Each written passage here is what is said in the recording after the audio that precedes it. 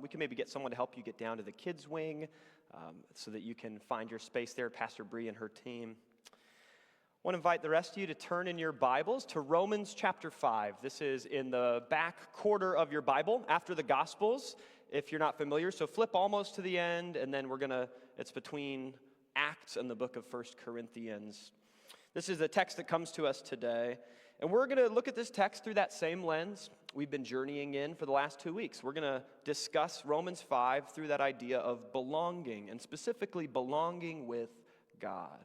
We believe that we're called to belong with God, and that there's so much that means. And so we're going to dive into that together through this passage. If you've been in church for a while, it may be familiar. Maybe I think it's a great passage to re-engage. But if you've never been in the book of Romans, there's some wonderful, wonderful good news here.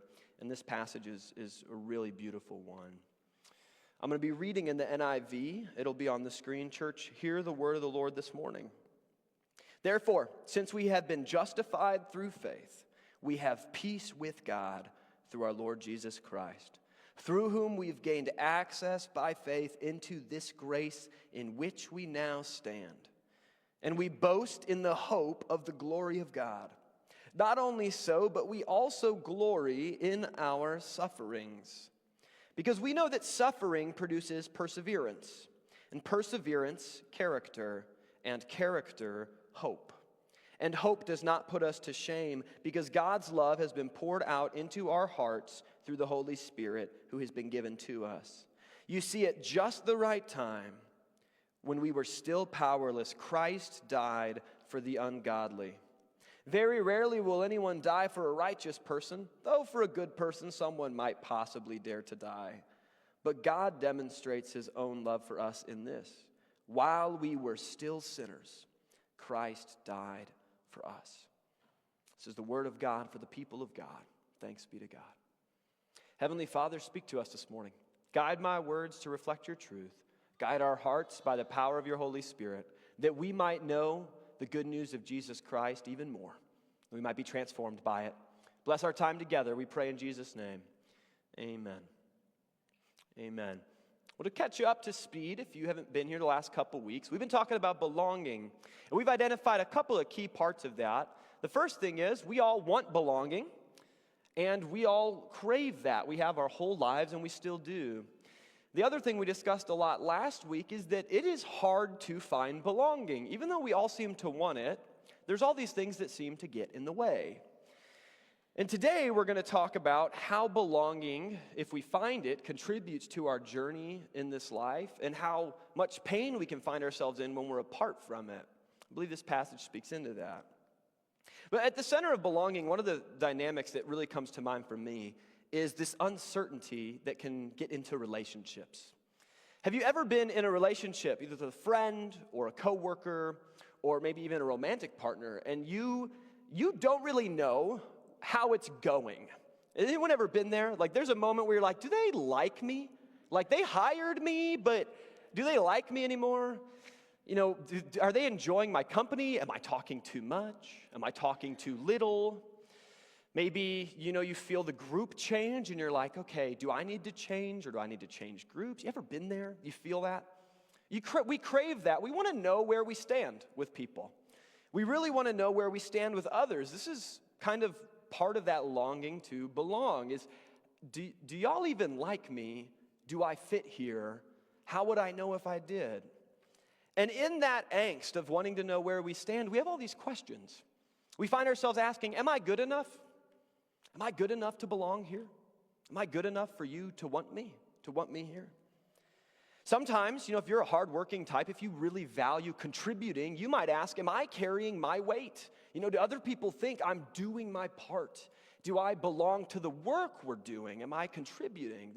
Some of us, this is really core to who we are. We want to carry our weight. We want to do our part.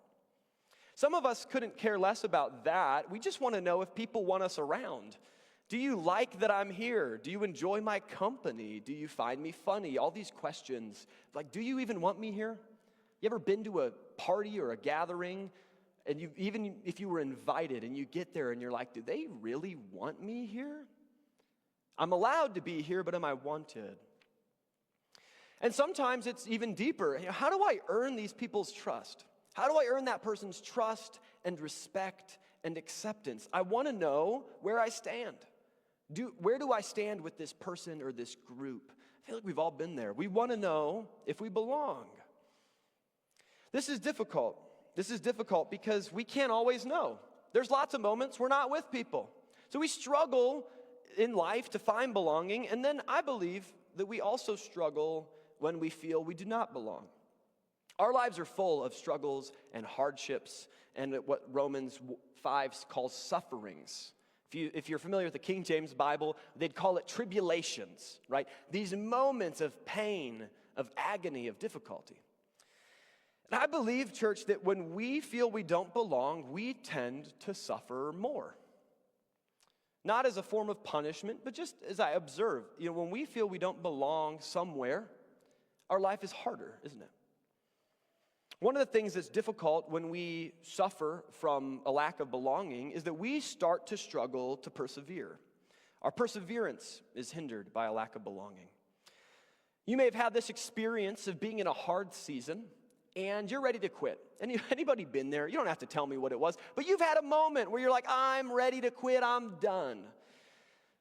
And then sometimes someone comes in and they say, hey, hang in there. Hey, you're doing a good job. You're doing fine. Don't give up. When we don't belong somewhere, our perseverance really suffers. It's very difficult to stick with it when we feel that there's no one supporting us, that no one's around us. If you've ever been on a run before, you know there's lots of moments where you want to stop. Or even any kind of training, working out. This is why we have coaches and trainers in sports, by the way. Even the best athletes, there's a moment where their brain and their body's like, I'm done, I'm quit. And they have to push through that. And man, it helps to have someone with you who's saying, come on, you can do it, keep going. Even the best athletes, the best workers, we all need someone to just remind us to keep pushing, to keep persevering, especially when life is really hard. So when we don't have belonging or we feel we don't belong, we struggle to persevere. We also struggle to grow in character, and this one may take a little more explanation.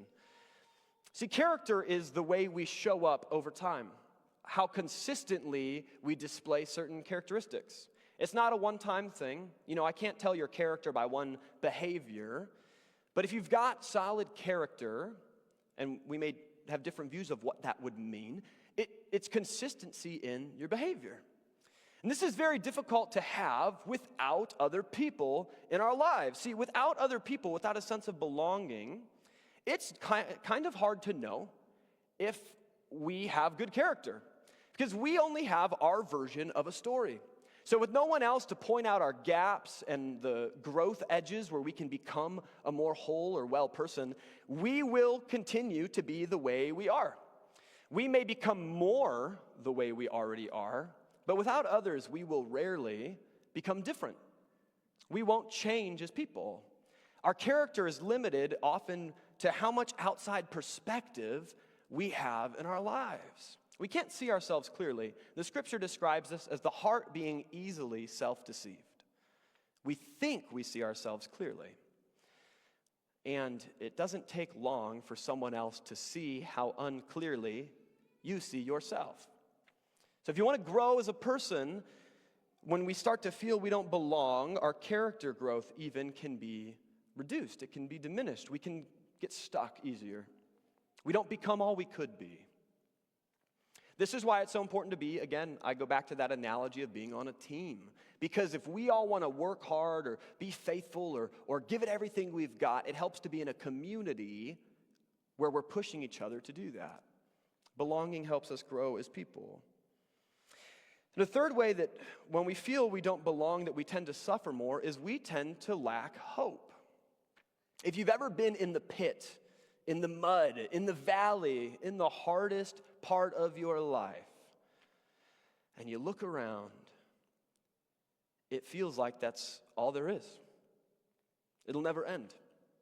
This is life now. It'll always hurt this much, or be this stuck, or be this bleak, and we can start to lose hope. When we have other people around, they can remind us that this isn't all there is. I read from Isaiah 40 earlier in that passage, earlier in that chapter. There's this verse that says, if you've got good news for the people of God, go up on the mountain of God and proclaim it. Sometimes we just need to hear that even if we feel like we're losing and we're crushed, we're suffocating, that there's good things happening in other people's lives. To remember, life isn't just mess and pain and brokenness. When we don't have people we belong with, our hope suffers.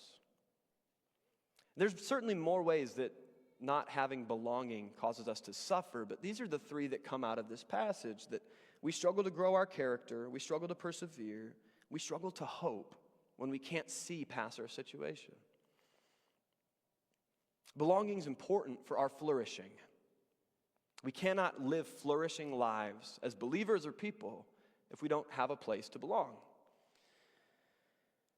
And so as Christians, we have to ask, well, what do we do with that? And our answer is always to look to Jesus. So we look to Jesus, we look at the way he lived. See, Jesus showed us a different way to live.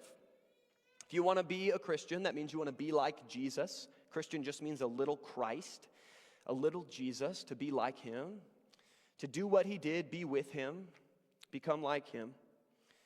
Well, Jesus had community. This was core to the Gospels. Before he started his ministry, he gathered a community. All throughout the Gospels, this happens. In the beginning of Luke, there's a moment where Jesus goes and spends time in prayer, in community with the Trinity, with the Spirit, with the Father. And then he goes and calls to himself the 12. And only then does he go and get busy doing the work. Jesus had a community. So if you want to be like Jesus, that becomes an essential ingredient. Jesus also did not give up. He persevered. Jesus kept going with his calling. Because of the Father and because of the Spirit, and even through the support of his followers, Jesus stays the course. Now, I know there's a moment in the story of the Passion where Jesus is about to die, and we talk about how alone he is in that moment. But have you noticed that right before that painful moment, he does have disciples he invites to pray with him. He shares a meal with them. He goes to the garden and prays. He's with the Father and with the Spirit. Even toward the end of his time, the very last moments of his life, he quotes Psalm 22. And what he says is, my God, why have you forsaken me? If you know anything about crucifixion, you know it's very hard to breathe. I have to imagine that Jesus continued that psalm in his head. And if you read Psalm 22, we find that God does not forsake the one who's suffering. So even on the cross, Jesus is carried by the power of the Trinity. And here we find that Jesus also held on to hope. We read in Hebrews 12:2 that fixing our eyes on Jesus, he's the pioneer and perfecter of our faith, we find that Jesus, for the joy set before him, endured the cross, scorning its shame, and then he sat down at the right hand of the throne of God. Jesus had hope that he would be resurrected. He had hope that he would become the king, that he would not be forsaken into death. But he also had the hope that that would mean something for us. He prayed in the garden that it would reach us. Jesus' life, he had community. He didn't give up. And then he held on to this hope that this joy that he had, that one day you would know him because of the cross. Not only would he be resurrected, but that would lead to your healing and resurrection too. This is the way Jesus lived. He shows us a different way. And then we find in Romans chapter 5 that not only does Jesus show us a different way, Jesus makes a different way for us. We read that what Jesus did for our good, he did while we were still sinners. Before you could offer him anything, before you had done anything to earn his love, before you deserved to belong, before you were someone of character who persevered, or even someone with a whole lot of hope, before any of that, while we were still sinners, Jesus died for us. He died for you. Now you may be saying, Pastor, I'm still a mess. And then this is extra good news, because me too. I also still need the grace of Jesus. But before you've done anything to be a Christian, before you've done anything to return the favor, to repay the gift, to fulfill your obligation to respond to Christ, he gave his life anyway. He died for you when you could do nothing for him, when you could give him nothing in return. He didn't wait for you to be impressive. He didn't wait for you to grow up and have great character. He didn't even need his disciples to believe he'd be resurrected, right? They didn't have hope, and yet he died for them. If you can think of that time in your own life before you were a Christian, and you might still be in a seeking season where you're like, I'm not sure I'd even call myself a Christian now. But if you can think back to before that relationship with Jesus, the fact that while you were still there, he went all the way to the cross for you, is really good news. He offers you belonging. It says in the chapter we just read that we are justified through faith, not through what we do, but through our faith in Jesus. And that Jesus has offered us peace with God. Before you stepped up, before you cleaned up your mess, you were justified by grace. You were made right with Jesus. And so, church, when we ask that question, we want to know where we stand with people. Here's the good news. We know where we stand with Jesus. Even if you're not perfect, and welcome to the club, even if you're still a work in progress, you know where you stand with Jesus. Because while you were still a sinner, he died for you.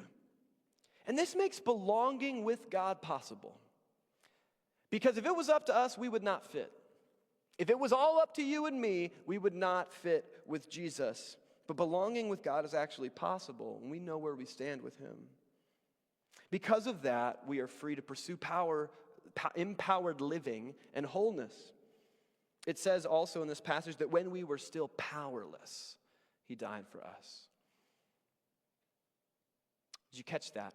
Way back when our lives weren't full of the power of the Holy Spirit, he died for us. Implicit in that phrasing is that now, see, back then we were still powerless, but now we live empowered by the Holy Spirit. We live transformed lives, transformed and lives that are being transformed even more. The power of Jesus is on the move. And now that we belong to God, there's this amazing kind of too wonderful to believe at times, good news that even suffering is a path toward wholeness. See, and this is the way that Paul writes it. He says that suffering leads to perseverance, perseverance leads to character, and character leads to hope. Now, I don't know about you, I would love to have more hope in my life. I would love if that was my daily reality. Even if you've already got a lot of hope, I think any one of us could say we'd like more hope in our life. And any of us that are honest could name the fact that we expect in the future to suffer some more, right? That's going to happen. We're going to experience more suffering. So how do we take this? This is a really quick sentence, but it's amazing, this idea that even suffering can lead to hope. So this word suffering, maybe you've heard it as tribulation or affliction or even persecution. At the root of the word is this idea of being under pressure. If you could picture in your mind you were climbing some sort of mountain or you're in some sort of cave, and there's a point where the rocks get close together, and in order to get forward, you're being crushed by the rocks. You have to squeeze through. There's pressure on every side. You can barely move. You're running out of options. That's what's going on underneath this word for suffering. Also underneath it is this idea of an internal pressure. We feel confined. We feel restricted. We feel like we're out of options. And then there's this challenge of coping with that pressure, with that suffering. I love how visceral this word is. Can you feel that with a moment when you feel like you're being crushed? Like there's no way out. Like just even pushing forward feels like you're being crushed more and more. Maybe you've been there. One of the things that I love about nature is how often it can become an analogy for us in our lives. And if you've ever seen a butterfly and studied a butterfly, you know that part of their journey is they go from being this larva to they go into a cocoon, and then they have to break out of the cocoon. And they have to squeeze out of it, and it seems like really painful to watch. And for a moment, you want to help the butterfly. You want to cut the cocoon open. But if you do that, then the butterfly won't be able to fly. It'll die. It is actually the struggle to get out of the cocoon that strengthens its wings so that it can then live its life. Butterflies don't think the way we do, but in its own instinct, it knows that this struggle is leading somewhere. And it leads to this amazing thing. Every time I see a butterfly, or if one flies by, whoever I'm with, right? It doesn't matter the age or how macho the person likes to be. There's a butterfly. We all notice them. It's beautiful to watch them fly by. You get a little close, they're kind of gross, but it's beautiful to watch them fly by your garden. And to think that all of them get to that beautiful, joyful look through the struggle, through the pain, through something that we might call being crushed and squeezed and even suffering. It's this pressure that leads to perseverance. And this word for perseverance actually talks about being kind of cheerful and joyful in the midst of difficult circumstances. Now, if we just skip to that verse, like just to the word perseverance and to being joyful, you might think this is pretending like things aren't hard. But remember, we started with suffering. Paul doesn't say there's no suffering, it's all joy. Just close your eyes, la, la, la, pretend. No. Paul says through the suffering, we get to this place where we have this joy of persevering. Not just relief, but there's this surge of emotions as we get through these difficulties, as God walks us through. And then through that perseverance, we arrive at character. And this word, the root for this word character can mean to test something. So we're going to test it to see how much, whether it's going to withstand this test. It also could mean something that's been tested. It's proven. So remember I said character is your behavior over time. Character is this idea that you are trustworthy and consistent in your behavior.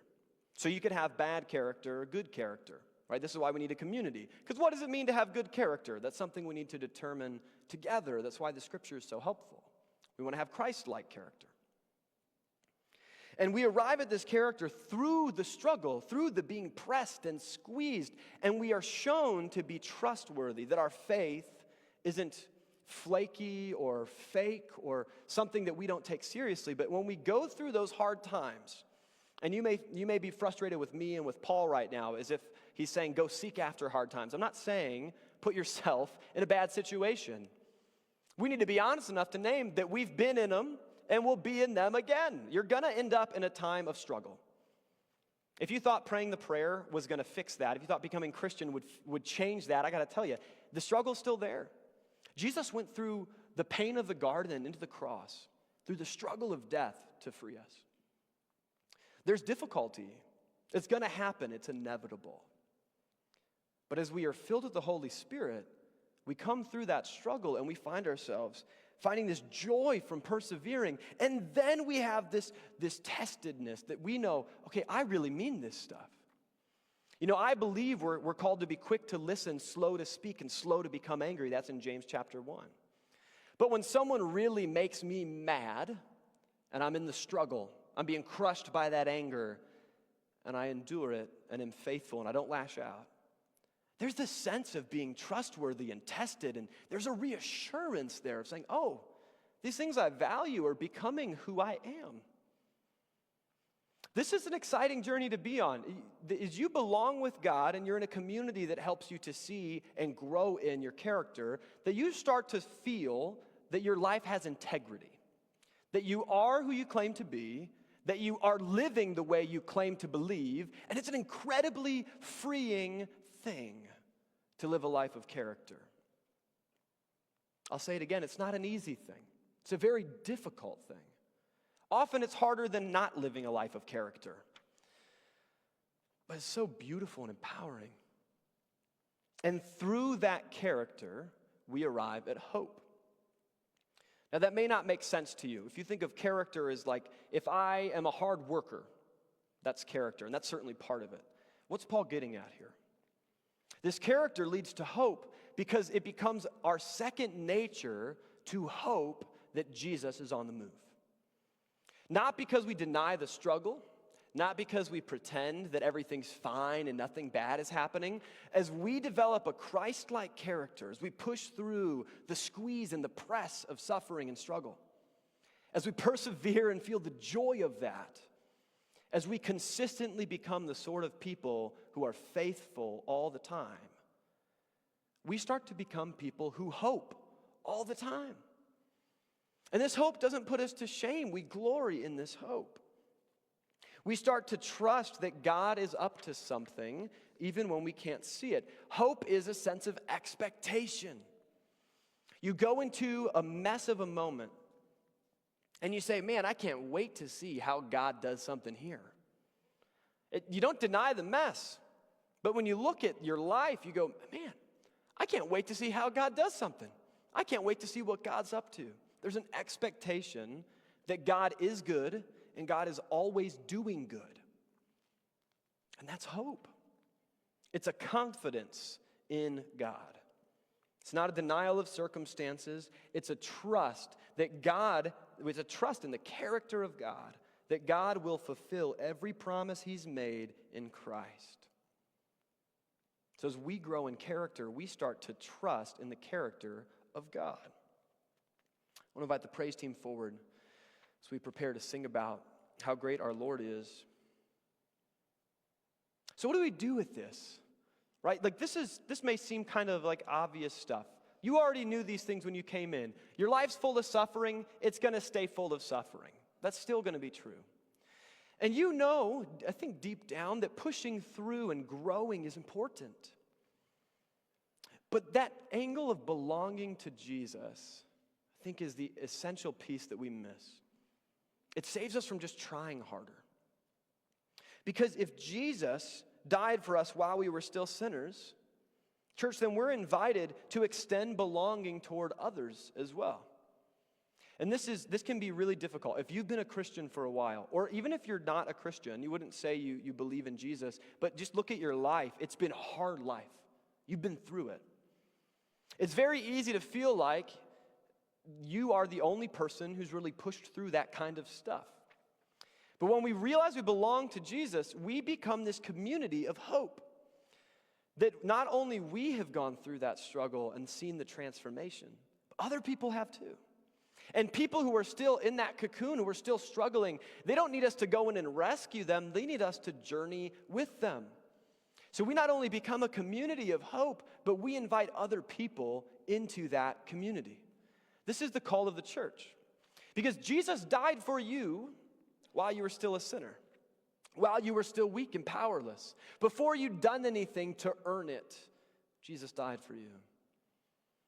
And you'll never meet another person for whom Jesus did not die. And even if they're still a mess, and me too, right? Even if they're still a mess, Jesus has already died for them. He already has extended belonging to them if they would only receive it. And I think that empowers us, church, to be a community of hope that any struggle, maybe you know someone who their struggle seems too big. It starts to get you hopeless. You're like, I don't know how they could ever get through this. This seems too hard. And then we come together every week, and we're reminded of the hope. We're grown into the character. We persevere in joy. That's why we sing praise every week. Not to deny our struggle, but because we persevere. We choose joy while fully naming the pain. And as we push through that crushing, pressing feeling, we come out new.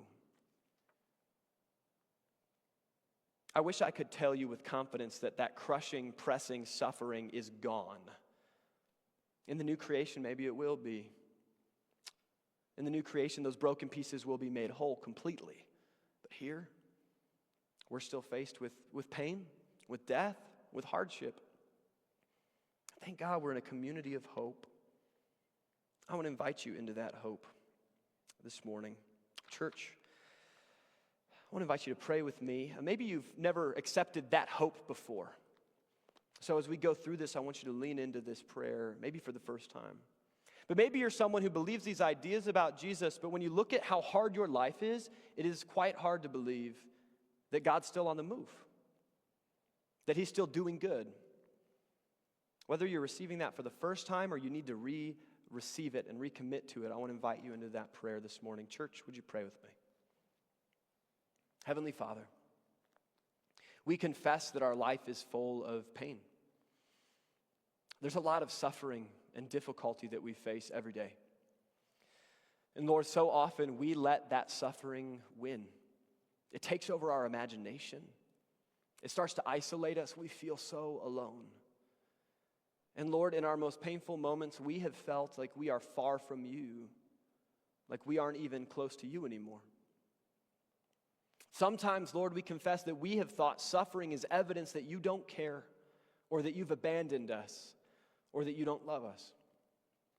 Lord, we step back into the hope of the gospel today, that while we were weak, while we were still sinners, you died for us. That we are made right with you. We've been justified by faith, and we have peace with you, God. And so we relax into that belonging with you. We let go that heavy burden, that heavy yoke of trying to do it ourselves, and we embrace your grace. Lord, for those of us who are in a season of suffering, of being crushed, of needing to persevere, we pray for strength. Lord, we pray that you would strengthen us. We don't pray that you'd lighten the burden. Lord, we pray that you would give us strength, because we know that there's other burdens coming. It's not enough to just pray that life would be comfortable. We know that that would never happen. But Lord, life can become so good, and there can be so much joy and growth. Lord, we pray you'd bring people into our lives that help us to grow in character, that you would help us to feel unalone, that we'd be able to see ourselves and see you more clearly because of the church, because of the friends who follow you with us. God, for some of us, we say yes to this journey for the first time. We know we've suffered. We're suffering right now. But Lord, we trust that you died for us while we were still suffering, while we were still sinners. We trust you to make us right, to start us on a path to become whole. Lord, we ask that you would give us your hope. Transform our character, we pray, in Jesus' name. All of God's people said, amen. Church, if you're able and willing, I want to invite you to stand. Let's sing together as we close our service.